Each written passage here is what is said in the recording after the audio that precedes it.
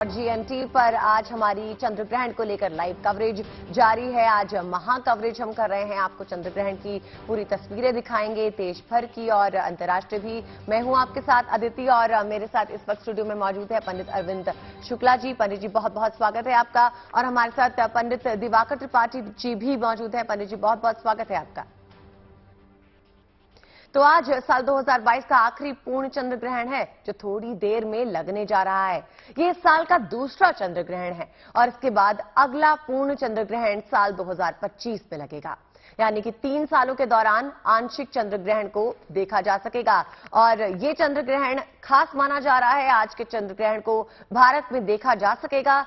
ये चंद्र ग्रहण शाम 5:20 से दिखना शुरू होगा और शाम 6:20 पर समाप्त हो जाएगा। भारत में दिखाई देने के चलते यहां सूतक काल भी मान्य है। चंद्र ग्रहण का सूतक काल सुबह 8:20 से शुरू हो चुका है और शाम को 6:20 पर ही ये खत्म होगा।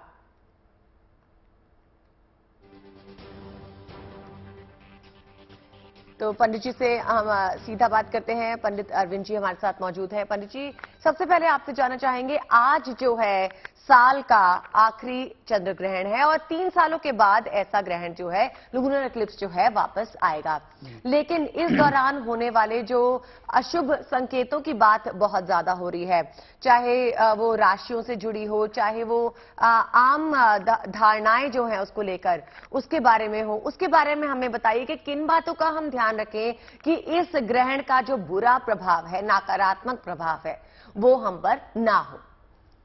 देखिए, ग्रहण का मतलब ही होता है कि एक तरह से ग्रसित होना। ग्रहण है तो अरिष्टकारी ही हर एक प्रकार से, शुभकारी बहुत ही कम होता है। प्राकृतिक आपदाएं आपको अभी देखने को मिल रही हैं और आगे भी प्राकृतिक आपदाएं आपको देखने को प्राप्त होंगी। जैसे आपने कहा कि किन के ऊपर कैसा किस तरह का प्रभाव रहेगा, तो इसमें मैं आपको बता दूं राशियों के विषय में कि जैसे ये ग्रहण मेष राशि और भरणी नक्षत्र में प्रारंभ हुआ है। मेष राशि जो है वो मंगल की राशि है, इसका अधिपति मंगल है और अग्नि तत्व कारक ग्रह है मंगल। और उसके साथ साथ भरणी नक्षत्र जो है, भरणी नक्षत्र शुक्र ग्रह का है। तो ये मेष राशि वालों के लिए विशेष हानिकर रहेगा। स्वास्थ्य की दृष्टि से देखा जाए तो हानिकर रहेगा। स्वास्थ्य के अलावा आर्थिक दृष्टि से मानसिक तनाव आदि आदि ये प्रदान करेगा। सबसे पहले तो ये बता दूं कि जो चंद्र ग्रहण होता है, चंद्रमा का जो रोल होता है, चंद्रमा मन का, मनोबल का, मानसिकता का, चित्त का, चिंतन का कारक ग्रह है। तो ये सबसे ज्यादा इन चीजों पे प्रभाव करता है। व्यक्ति की जीवन में सबसे बड़ी ताकत और सबसे बड़ी धरोहर उसका अपना मनोबल होता है। यदि व्यक्ति का मनोबल ही कमजोर हो गया, व्यक्ति मन से ही निर्बल हो गया, तो वो जीतते हुए भी अपने प्रत्येक क्षेत्र में हार जाता है।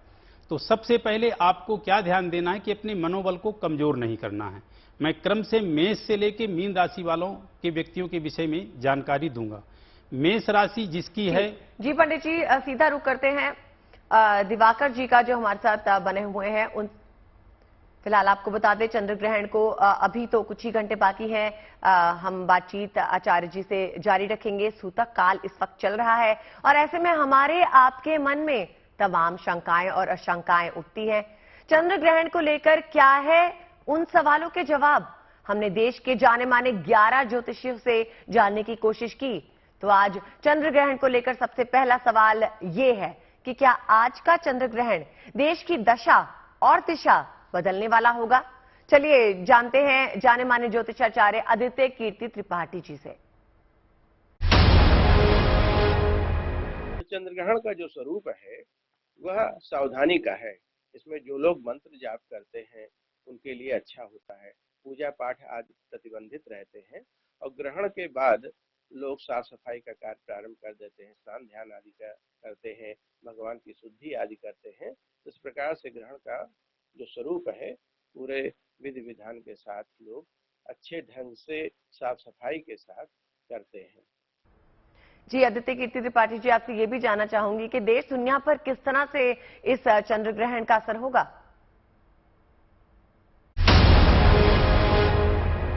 हम 3 चीज को यहाँ पर चिन्हांकित करना चाहेंगे।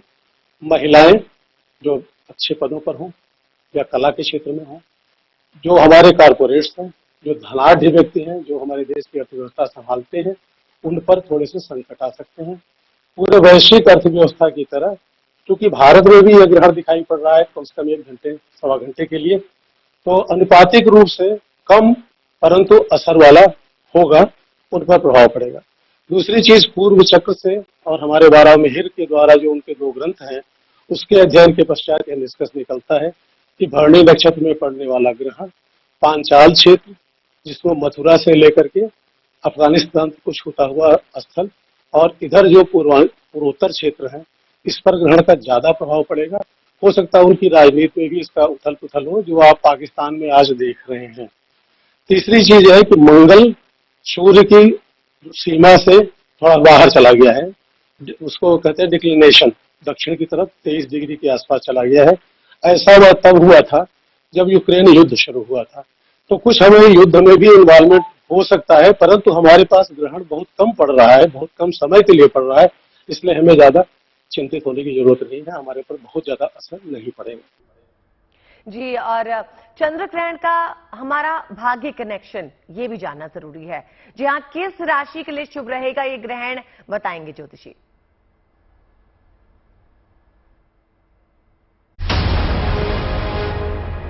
इस बार जो है ये जो ग्रहण लग रहा है, इस वर्ष में चंद्र ग्रहण ये दूसरी बार लग रहा है। मई महीने में लगा था पूर्णिमा, चूंकि पूर्णिमा के दिन ही ग्रहण लगता है चंद्र ग्रहण, और सूर्य ग्रहण हमेशा अमावस्या को लगता है।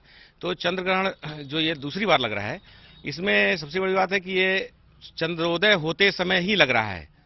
और इसका सबसे बड़ी बात है कि 2 बार कार्तिक मास में लगना, अभी 15 दिन पहले सूर्य ग्रहण लगा, फिर अभी लग रहा है आज 8 नवंबर को जो लग रहा है। तो ये 2 बार लगना ये ठीक नहीं है, लोगों के भाग्य के लिए बहुत अच्छा नहीं है। इस बार अगर देखा जाए तो सिर्फ मैं ये कह सकता हूं कि 4 राशि वालों के लिए, मिथुन राशि वालों के लिए लाभ है, इनके भाग्य के लिए तो बहुत लाभकारी है।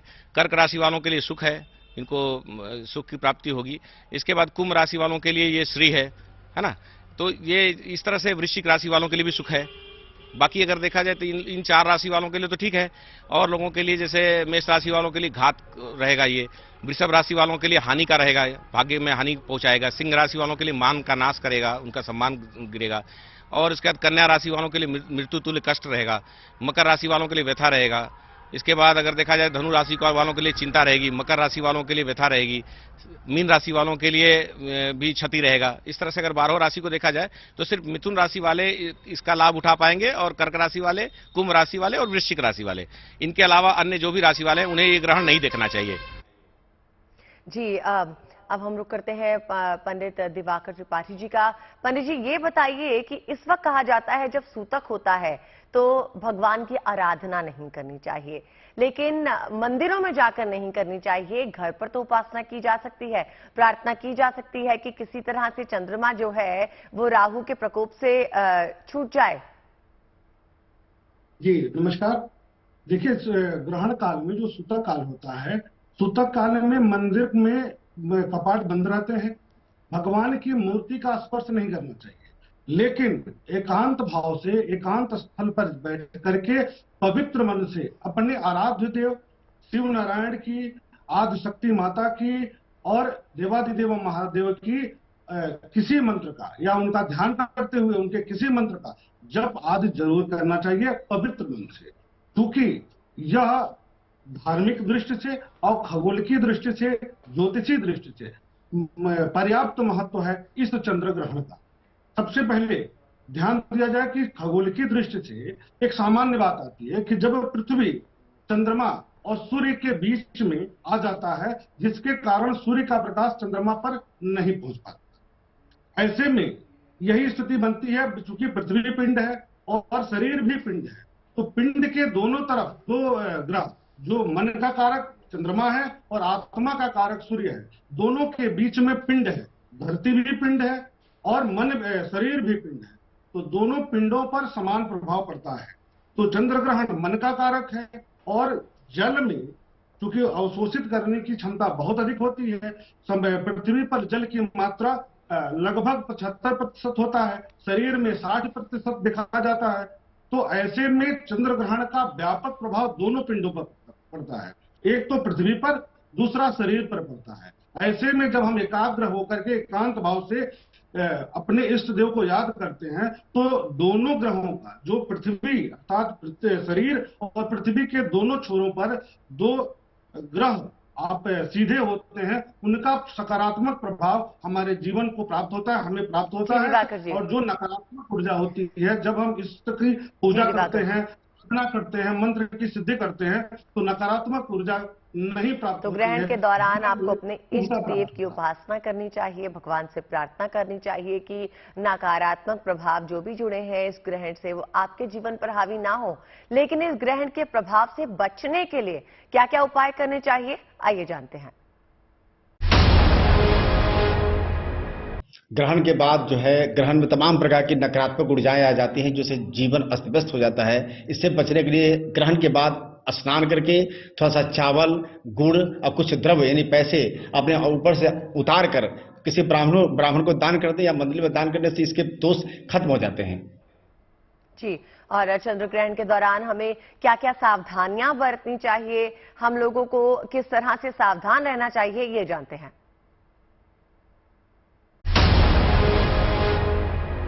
सबको ज्ञात है कि जिस समय चंद्र ग्रहण लगता है, इसका मतलब चंद्रमा पे ग्रहण लग जाता है, तो चंद्रमा से जो निकलने वाली रश्मियां होती हैं वो थोड़ी हानिकारक हो जाती हैं। तो उस समय हमको जो है कुछ विशेष बातों का ध्यान रखना पड़ता है। जैसे उस समय बाल नहीं कटवाना चाहिए, नाखून नहीं काटना चाहिए, जल नहीं स्पर्श करना चाहिए, कुछ खाना पीना नहीं चाहिए, मंदिर नहीं जाना है, और पूजा की मूर्ति जो है, भगवान की मूर्ति, उसको स्पर्श नहीं करना है, पूजा नहीं करना है। मंत्र कर सकते हैं लेकिन पूजा नहीं करना है। और इसके उपरांत जो है, वो जब ग्रहण खत्म हो जाए तो फिर जो है स्नान करना है, ताकि जो हानिकारक रश्मियां आ रही हैं उसके कुप्रभाव से बचा जा सके। फिर मुंह में एक तुलसी का पत्ता चबा के फिर जल ग्रहण करना है, और उसके बाद यदि आपकी इच्छा हो तो जरूरतमंद को कुछ दान करें, जिससे कि ग्रहण का शुभ फल हमें प्राप्त हो और इसके कुप्रभाव से हम बच सके। जी गुरुवर मनीष जी, मगर चंद्र ग्रहण की वजह से लगे सूतक काल में क्या क्या करना चाहिए और क्या नहीं करना चाहिए, ये भी जान लेते हैं।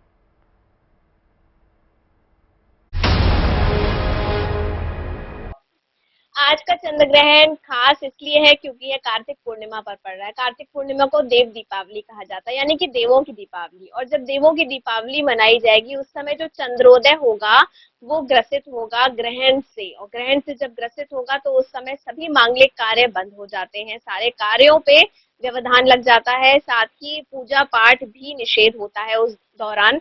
तो देवों की दीपावली के समय आम जनमानस भी दीपावली मनाता है दिए जलाकर, तो वो उस समय यानी कि ग्रहण काल के दौरान नहीं जला पाएगा। और खास और भी अधिक बढ़ जाता है क्योंकि अभी कुछ ही दिन पहले दीपावली के दिन भी सूर्य ग्रहण पड़ा था और एक ही पक्ष में ये दूसरा ग्रहण है।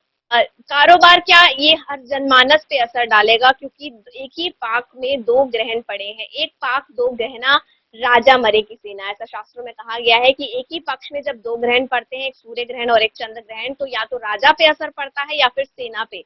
यहाँ राजा हमारी सत्ता है और सेना हमारा आम जनमानस।